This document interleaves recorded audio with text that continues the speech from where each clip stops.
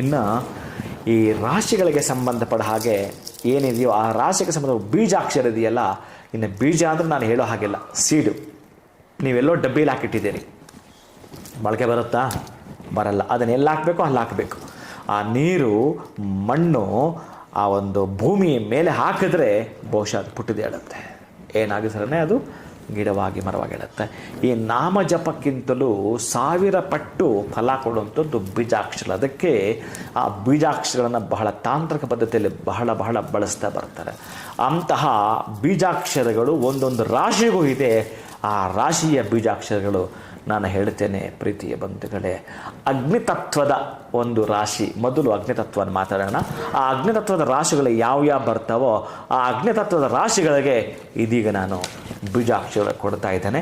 ಅದನ್ನು ನೀವು ಬರೆದಿಟ್ಕೊಂಡು ನಿಮಗೆ ಎಷ್ಟು ಸಾಧ್ಯವಾಗುತ್ತೋ ಅದರಲ್ಲೂ ಕೂಡ ಸಮಯ ಹೇಳ್ತಾನೆ, ಸಮಯ, ಮಂದಿರ, ನಂತರ ನೀವು ನಿಮಗೆ ಸಂಬಂಧಪಡ್ತಕ್ಕಂತಹ ಪ್ಲೇಸ್ ಎಲ್ಲಾದರೂ ಒಂದು ಕಡೆ ಗುರುತು ಮಾಡಿಕೊಂಡು ಇದನ್ನು ಹೇಳ್ತೀನಿ ಅಂತಂದರೆ ಪ್ರತಿನಿತ್ಯ ನೀವು ಎಲ್ಲಿ ಬೇಕಾದರೂ ಹೇಳಿ.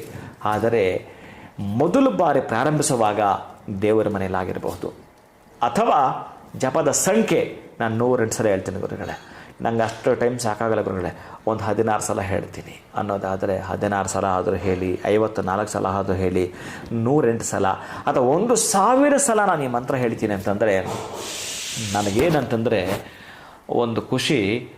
ಇದನ್ನು ಕೊಟ್ಟ ಮೇಲೆ ಉಪಯೋಗ ಆಗಬೇಕು. ಆ ಉಪಯೋಗವನ್ನೇ ನಾನು ಬಹಳ ಇಷ್ಟಪಡ್ತೀನಿ ಪ್ರೀತಿಯ ಬಂಧುಗಳು. ಯಾರಿಗೂ ಒಂದು ಉಪಯೋಗ ಆದಾಗ ನನಗೆ ಆಗ್ತಕ್ಕಂಥ ಆನಂದವೇ ಬೇರೆ ಇರುತ್ತೆ.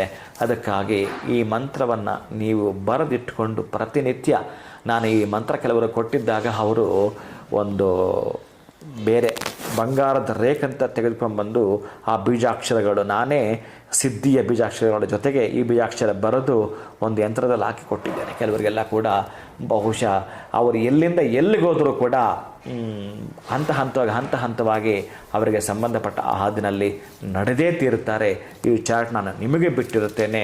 ನೀವು ಅದನ್ನು ಪ್ರತಿನಿತ್ಯ ಎಷ್ಟು ಸಾಧ್ಯನೋ ಅಷ್ಟು ಪಠಿಸ್ತಾ ನಾನೇನಂತಂದರೆ ಈ ವರ್ಷ ನಿಮ್ಮನ್ನು ಬಾಧಿಸಬಾರದು, ಈ ವರ್ಷ ನಿಮಗೆ ತೊಂದರೆ ಕೊಡಬಾರದು, ಈ ವರ್ಷ ನಿಮ್ಮ ವಶವಾಗಬೇಕು ಅನ್ನೋದು ನನ್ನ ಅಭಿಲಾಷೆ ಆಗಿರುತ್ತೆ ಪ್ರೀತಿಯ ಬಂಧುಗಳೇ. ಯಾವ ಮಕ್ಕಳಿಂದ ನಾನು ಎಷ್ಟು ಥರದ್ದು ನೋಡ್ತಾ ಇದ್ದೇನೆ ಅಂತಂದರೆ ಸಮಾಜದಲ್ಲಿ ಮಕ್ಕಳಿಂದ ತಂದೆ ತಾಯಿ ನೊಂದುಕೊಂಡಿದ್ದಾರೆ, ಆ ತಂದೆ ತಾಯಿಗಳಿಂದ ಮಕ್ಕಳು ನೊಂದುಕೊಂಡಿದ್ದಾರೆ. ಆಮೇಲೆ ಇನ್ನು ಹೇಳೋಕ್ಕೋದ ದೊಡ್ಡ ಚಾರ್ಟ್ ಅದು ಪೈನ್ ಆಗಿಬಿಡುತ್ತೆ. ಬಹುಶಃ ಯಾರ್ಯಾರು ನೋಡ್ತಿರ್ತಾರೆ ಅವರಿಗೆಲ್ಲೂ ಕೂಡ ಅತ್ಯಂತ ಅದ್ಭುತವಾಗಿ ಉಪಯೋಗ ಆಗ್ತಕ್ಕಂತಹದ್ದು. ಈಗ ನಾವೆಲ್ಲ ಕೂಡ ನೋಡಿ, ಅವ್ರು ಯಾರೋ ಮೊನ್ನೆ ಹೇಳಿದ್ರು, ಗುರುಗಳೇ ನಮ್ಮ ಹಿಂದೂ ಧರ್ಮ ಹಾಳು ಮಾಡಿಬಿಡ್ತಾ ಇದ್ದಾರೆ, ಸನಾತನ ಧರ್ಮ ಹಾಳಾಗೋಗ್ತಾ ಇದೆ, ಕನ್ವರ್ಟ್ ಮಾಡ್ತಾ ಇದ್ದಾರೆ, ಅದು ಮಾಡ್ತಾ ಇದ್ದಾರೆ, ಇದು ಮಾಡ್ತಾ ಇದ್ದಾರೆ. ಏನೋ ಗೊತ್ತಿಲ್ಲ ನನಗೆ. ಈ ಹಿಂದೂ ಅನ್ನೋ ಪದ ನಾನು ಆಗಲೇ ಹೇಳಿದೆ ನಿಮಗೆ, ಹಿಂಸೆಯಿಂದ ದೂರ ಇರುವವರು ಯಾವಾತನ ಅವನು ಹಿಂದೂ ಅಂತ ಹೇಳಿದೆ. ನೀವೇನು ಮಾಡ್ತೀರಿ ಅಮ್ಮಮ್ಮ ಅಂದರೆ, ಗುಡಿಯನ್ನು ನೀವು ಕೆಡುತ್ತೀರಿ, ಆ ಗುಡಿ ಒಳಗಡೆ ಇರತಕ್ಕಂಥ ದೇವರನ್ನು ನೀವು ಭಗ್ನ ಮಾಡ್ತೀರಿ. ಬಿಟ್ಟರೆ ನಾವೇನು ಗೊತ್ತಾ, ಹಿಂದೂಗಳನ್ನುವವರು ಸೂರ್ಯನನ್ನು ಆರಾಧನೆ ಮಾಡುವವರು. ನಿಮಗೆ ತಾಕತ್ತಿದ್ರೆ ಆ ಸೂರ್ಯನನ್ನು ಬರದಾಗಿ ಮಾಡಿ, ಅಥವಾ ಸೂರ್ಯನಿಗೆ ಅಡ್ಡಗೋಡೆ ಕಟ್ಟಿ ನೋಡೋಣ, ಆಗಲ್ಲ, ನಿಮಗೆ ತಾಕತ್ತಿಲ್ಲ. ಆಮೇಲೆ ನಾವೇನು ಗೊತ್ತಾ, ಹಾಗೇ ಸುಮ್ಮನೆ ಇರೋರಲ್ಲ. ನೀವು ಹಂಗೂ ನೀವೇನು ಹಾಗೇನ ಮಾಡ್ತೀರೋ, ಚಾನ್ಸೇ ಇಲ್ಲ. ನಾವು ಅವನನ್ನು ಆರಾಧನೆ ಮಾಡ್ತಿರ್ತೀವಿ. ಇನ್ನು ನಾವು ನದಿಗಳನ್ನು ಪೂಜಿಸ್ತೀವಿ. ಕಟ್ತೀರಾ, ಅಡ್ಡ ಕಟ್ತೀರಾ, ನೀರೆಲ್ಲ ಹೆಂಗೆ ಮಾಡ್ತೀರಾ ನೀವು? ನದಿಗಳನ್ನು, ಸಮುದ್ರಗಳನ್ನು ಪೂಜಿಸ್ತಕ್ಕಂಥವ್ರು ಹಿಂದೂ ಧರ್ಮದವರು. ಆಮೇಲೆ ಪ್ರತಿ ಗಿಡ ಮರದಲ್ಲೂ ಕೂಡ ನಾವು ಭಗವಂತನನ್ನು ಕಾಣುವಂಥವ್ರು ಹಿಂದೂ. ನಿಮ್ಗೆ ತಾಕತ್ತಿದೆಯಾ? ಈ ಜಗತ್ತಿನ ಎಷ್ಟು ಗಿಡ ಮರಗಳಿದಾವೆ, ಎಷ್ಟು ಕಾಡುಗಳಿದಾವೆ, ನಾಶ ಮಾಡೋಕ್ಕಾಗತ್ತಾ? ಆಗತ್ತಾ? ನೀವು ಉಳಿತೀರಾ? ಆಮೇಲೆ ಆಗತ್ತೆ ನಿಮ್ಮ ಕೈಯಲ್ಲಿ. ಆಮೇಲೆ ನಾವು ಪಶು ಪಕ್ಷಿ ಎಲ್ಲದರಲ್ಲೂ ಕೂಡ ನಾವು ದೇವರನ್ನು ಕಾಣುವಂಥವ್ರು. ಒಂದು ಪಕ್ಷಿ ಇರಬಾರ್ದು, ಒಂದು ಪ್ರಾಣಿ ಇರಬಾರ್ದು. ನಾಶ ಮಾಡೋಕ್ಕಾಗುತ್ತೆ ನಿಮ್ಮ ಕೈಯಲ್ಲಿ? ತಾಕತ್ತು ತೋರಿಸ್ಲಿಕ್ಕಾಗತ್ತೆಯಾ? ಸಾಧ್ಯ ಇಲ್ಲ. ಆಮೇಲೆ ಈ ಭೂಮಿನ ಪೂಜಿಸೋರು ನಾವು. ಈ ಭೂಮಿನೇ ಇಲ್ದಂಗೆ ಕಿತ್ತೊಗಿಬೇಕು, ಆಗತ್ತೆ ನಿಮ್ಮ ಕೈಯಲ್ಲಿ? ಆಗಲ್ಲ. ಇದು ಯಾವುದು ಆಗಲ್ಲ. ಅದಕ್ಕೆ ನಾನೇನು ಹೇಳ್ತೀನಿ ಅಂತಂದರೆ, ಈ ಒಂದು ನೂತನ ವರ್ಷಕ್ಕೆ ಯಾರು ಒರಿಜಿನಲ್ ಆಗಿರ್ತಾರೋ, ನಾನು ಹೇಳ್ತಿರ್ತಕ್ಕಂಥದ್ದು ಸತ್ಯಸಂಧರು ಕ್ರಿಶ್ಚಿಯನ್ ಯಾರಾಗಿರ್ತಾರೋ ಅವರು ಈ ಪ್ರಯತ್ನ ಮಾಡಲ್ಲ. ಯಾರು ಈ ಭಾರತ ದೇಶದಲ್ಲಿ ಹುಟ್ಟಿರ್ತಕ್ಕಂಥವ್ರು ಇರ್ತಾರೋ, ಒರಿಜಿನಲ್ ಆಗಿ ನಾನು ಹೇಳ್ತಿರ್ತಕ್ಕಂಥದ್ದು ಆ ಒಂದು ಧರ್ಮಕ್ಕೆ ಸಂಬಂಧಪಟ್ಟವ್ರು ಇರ್ತಾರೋ ಅವ್ರು ಇದು ಯಾವುದು ಮಾಡಲ್ಲ. ಅದರ ನಕಲಿಗಳು ಇವರೆಲ್ಲ ಮಾಡ್ತಿರ್ತಾರೆ. ಇನ್ನು ಅವ್ರ ಬಗ್ಗೆ ಏನು ಹೇಳೋದು ಬೇಡ. ಒಟ್ಟಾರೆಯಾಗಿ ಈ ವರ್ಷದಲ್ಲಿ ಏನು ನಾನು ಹೇಳ್ತೀನಿ, ಹಿಂದೂ ಆಗಿರಬಹುದು, ಮುಸ್ಲಿಂ ಆಗಿರಬಹುದು, ಕ್ರಿಶ್ಚಿಯನ್ ಆಗಿರ್ಬೋದು, ಇವರೆಲ್ಲರೂ ಕೂಡ ಸೌಹಾರ್ದ ಭಾವದಿಂದ, ಸಾಮರಸ್ಯದಿಂದ ನಡೆಯಲಿ ಅನ್ನುವ ಒಂದು ಪ್ರತಿಯೊಬ್ಬರೂ ಕೂಡ ನಾನು ಹೇಳ್ತಾ ಇರ್ತೀನಿ.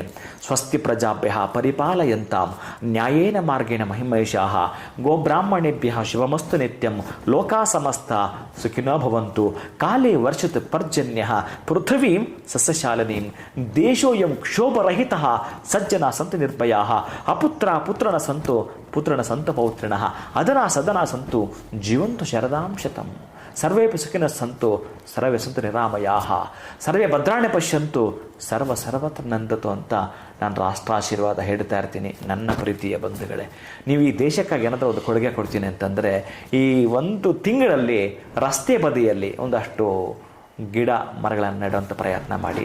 ಈ ಶಾಲೆಗಳು, ಈ ದೇವಾಲಯಗಳು ಅಂಥ ಕಡೆ ಒಂದಷ್ಟು ಗಿಡಗಳನ್ನು ನೆಡೋ ಪ್ರಯತ್ನ ಮಾಡಿ.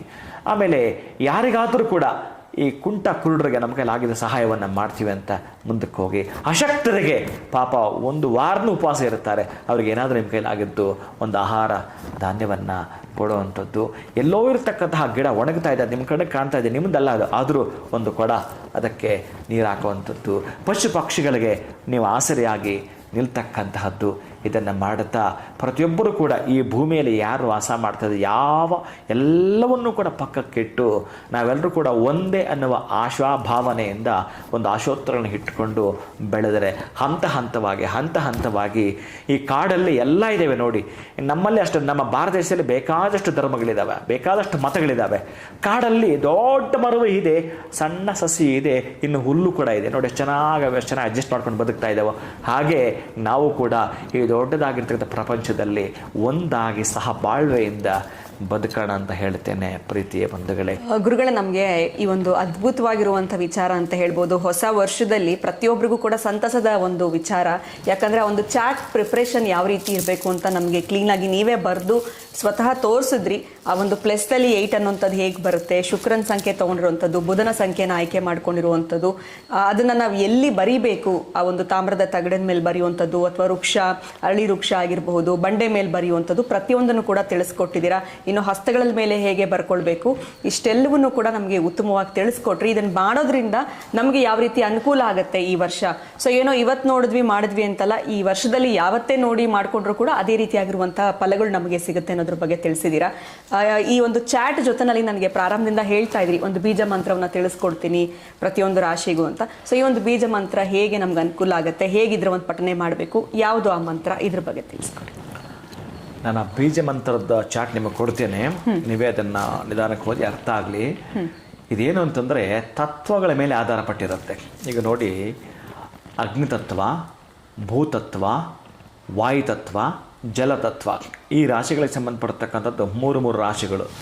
ಈಗ ಅಗ್ನಿತತ್ವ ಇರುವಂಥದ್ದು ಮೇಷರಾಶಿ, ಸಿಂಹರಾಶಿ, ಧನುಸ್ಸು ರಾಶಿ.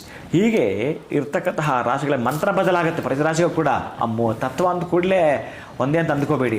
ಆದರೆ ಈ ಒಂದು ಬೀಜಾಕ್ಷರ ಬಹುಶಃ ನಿಮ್ಮ ಜೊತೆಗೆ 1000 ಜನ ಇದ್ದರೆ ಎಷ್ಟು ಬಲ ಇರುತ್ತೆ ನಿಮಗೆ. ಯಾರಾದರೂ ಒಬ್ಬರನ್ನೊಂದು ಪ್ರಶ್ನೆ ಮಾಡಿ, ಎಷ್ಟು ಅದ್ಭುತ ಅನಿಸುತ್ತೆ ನಿಮಗೆ. ನಿಮ್ಮ ಹಿಂದೆ 1000 ಜನ ಸ್ನೇಹಿತರು ಒಂದು ಹಿಂಡು ಇದ್ದರೆ ಎಷ್ಟು ಧೈರ್ಯ. ಸರ್ವತ್ರ ಸಾಧನೆ ಮಾಡಬೇಕಾದ್ರೆ ಧೈರ್ಯ ಜೊತೆಗೆ ಸಾಹಸ ಜೊತೆಗೆ ಜನ, ಇಷ್ಟು ಕ್ರೋಢೀಕರಿಸಿದಾಗ ಅತ್ಯಂತ ಅದ್ಭುತವಾದ ಬಲಗಳು ಬರುವಂಥದ್ದು ಪ್ರೀತಿಯ ಬಂಧುಗಳೇ. ಈಗ ನೀವು ಎಲ್ಲೋ ಬಂಡೆ ಮೇಲೆ ಬರೆದ್ರಿ, ಮರದ ಬಳಿ ಬರೆದ್ರಿ, ಆವಾಗ ಈ ಮಂತ್ರ ಬರೆದುಬಿಟ್ಟು ಸುಮ್ಮನೆ ಏನೋ ಬರೋದಲ್ಲ, ಅಲ್ಲಿ ಕುಳಿತುಕೊಂಡು ಒಂದು 5 ನಿಮಿಷಗಳ ಕಾಲ, ಎಷ್ಟು ಸಮಯ ಸಿಗುತ್ತೋ ಅಷ್ಟು. ಯಾಕೆಂದರೆ ನೀವು ಮೌನಕ್ಕೆ ಹೆಚ್ಚು ಒತ್ತು ಕೊಡಬೇಕು.